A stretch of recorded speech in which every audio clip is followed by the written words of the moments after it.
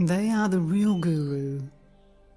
who can reveal the form of the formless before your eyes, who teaches the simple path without rites or ceremonies, who does not make you close your doors and hold your breath and renounce the world,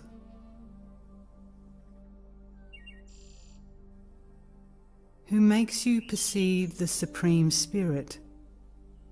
whenever the mind attaches itself,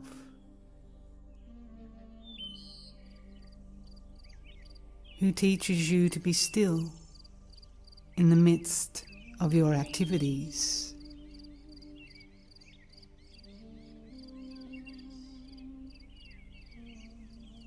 fearless, always immersed in bliss. They keep the spirit of yoga in the midst of enjoyments.